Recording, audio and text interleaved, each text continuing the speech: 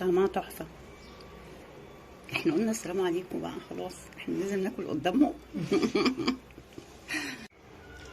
يسعد صباحكم جميعا. النهارده معانا سمك التونة، من الاسماك الحلوة جدا ومش منتشرة عندنا في اسكندرية كتير. طبعا جايه لنا، بتيجي دايما، بتبقى متواجدة كتير في السويس. هنعملوها النهارده بتتبيله على الخفيف، شويه ملح وكمون وفلفل اسمر وحبه توم، يعني فصين 3. التتبيله او التشريبه بتاعت السمك، انا بعصر هنا هو ليمون. احط ليمون الاول مع يعني معلقه خل كده هو صغيره،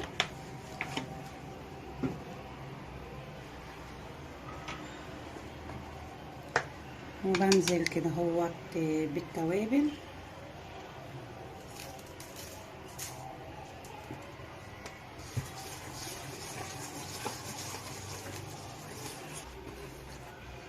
انزل كده هو بكام فص كده هو الثوم، هرستهم كده.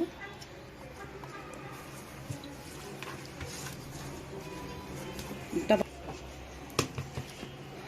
مستحب ان التتبيله تقعد كده هو شويه كده هو مع السمك، يعني بتاع قيمه حتى 10 دقايق على الاقل، يعني على بال ما تسخني الزيت وتحضري الدقيق وكده.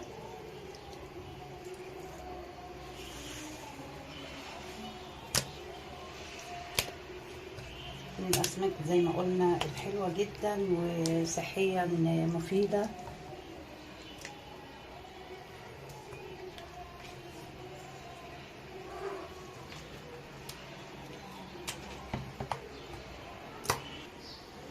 انزل كده هو اعفره كده بشويه دقيق على بسيط، يعني يا دوبك كده. في ناس بتحب قطع التونه تبقى مشويه على الجريل، انا بحب اقليها كده بشويه زيت بسيطه كده. يلا بينا على المقلايه.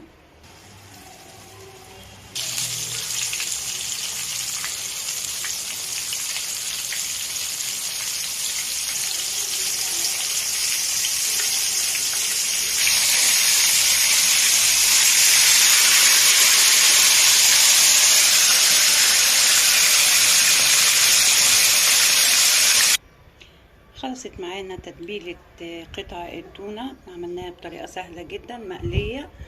اتمنى الطريقة تعجبكم، اسهل منها مفيش. طبعا بيتاكل جنبها رز الصيادية الاساسي، وفي ناس بتحب تشويها وتحمر جنبها بطاطس. نعمة ربنا كلها حلوة. اتمنى الطريقة تعجبكم. الف هنا وشفا على اللي يعمل، الف هنا وشفا على اللي ياكل. السلام عليكم. طعمها تحفة. احنا قلنا السلام عليكم بقى، خلاص احنا لازم ناكل قدامهم.